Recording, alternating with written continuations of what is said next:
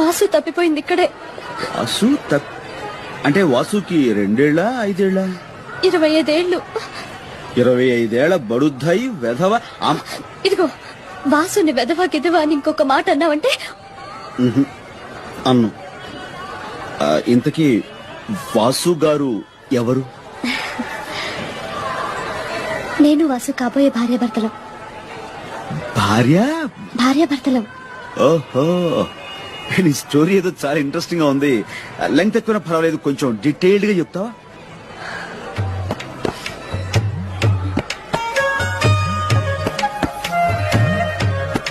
చెప్తాను. 7 జన్మల బంధం మాది. అంత గాఢంగా ప్రేమించుకున్నాం.